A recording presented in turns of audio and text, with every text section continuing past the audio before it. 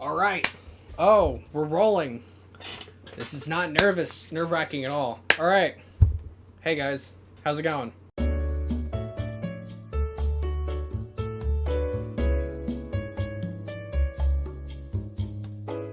Doing good? That's good. It's the end of the semester. We're doing TED Talks. I'm really excited. I'm excited to see what y'all bring to the table. What I'm gonna bring to the table is a little known director called David Fincher. He's kind of an indie dude.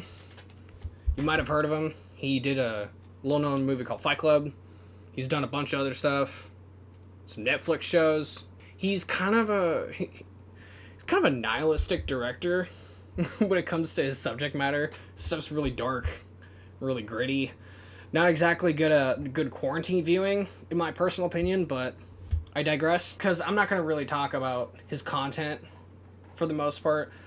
I'm here to talk about his VFX work. It's crazy, the amount of detail that he puts into his stuff. When people talk about VFX work in movies and TV, I don't typically think of someone like David Fincher, someone more of an auteur. I usually think of stuff like Avengers and Fast and Furious, just like big blockbuster type movies, when in fact, when David Fincher's movies are not really that type of stuff. And it's crazy the amount of VFX work that he uses in his stuff. It not only matches the blockbusters, but it will surpass in some cases. The Girl with the Dragon Tattoo has more VFX shots than Godzilla from 2014, which is completely mind-boggling because I never would have thought that he would use that. I never would have thought that he would use any VFX at all, let alone that much.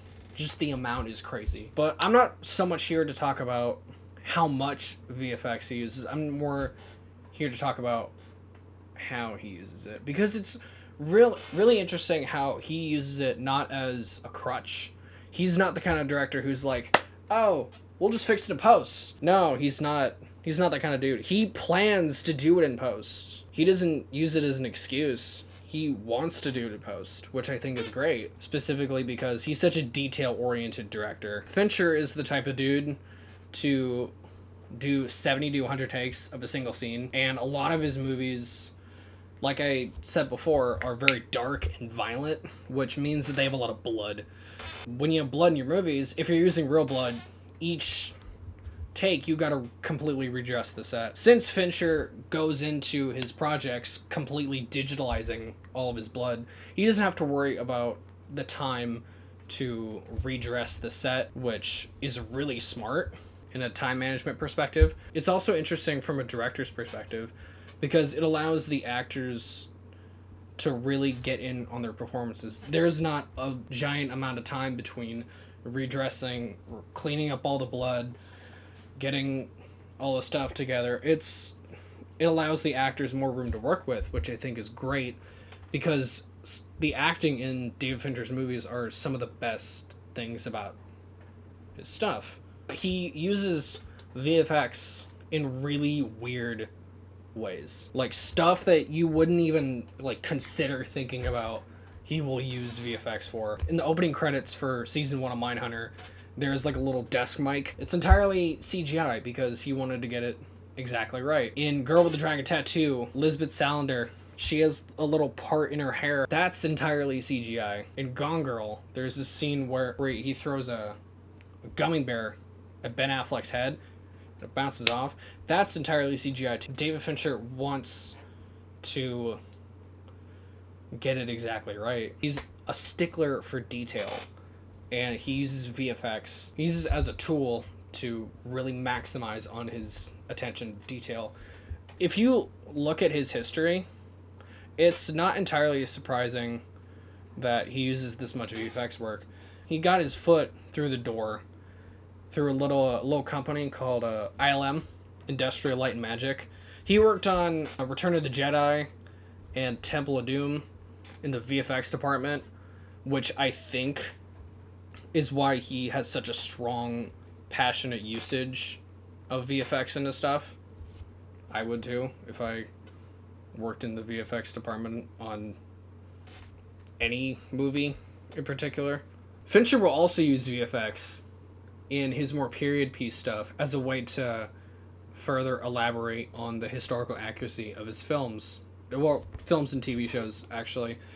Two that I can think of off the top of my head are Zodiac, which takes place in late 60s, early 70s, and Mindhunter, which takes place in the 1970s.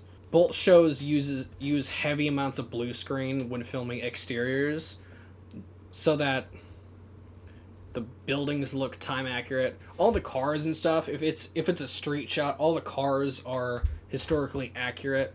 They're all real, but he'll block off streets with giant blue screens and just completely digitally alter it in, because you don't know exactly how these buildings have aged over time. I mean, it's been like 50 years or now it's been 50 years. Then it was probably like 40 years since these things happened. So, wear and tear is not great on people, let alone buildings.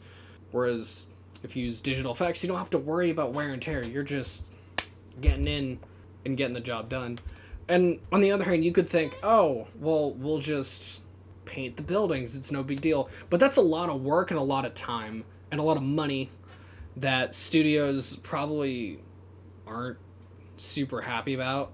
So when Fincher comes in with his VFX team and decides, hey, we're just going to digitalize the buildings, producers are just going, thank you, because it saves them a lot of time and money and probably gives Fincher more creative freedom, which, knowing him, he's gonna just eat up that shit. He loves it.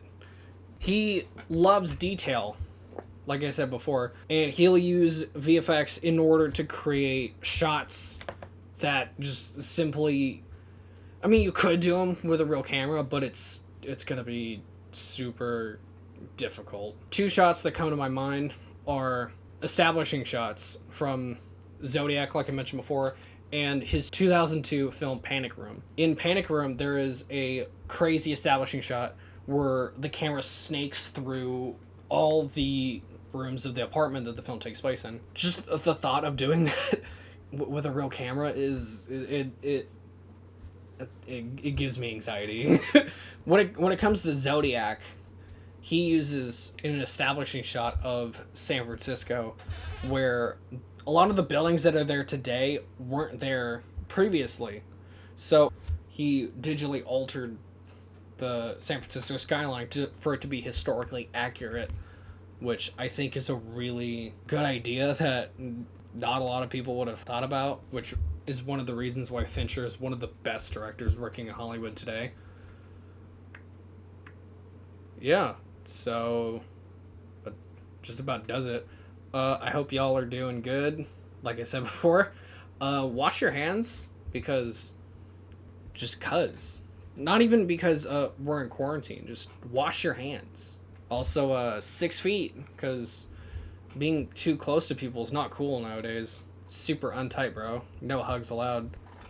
Peace out.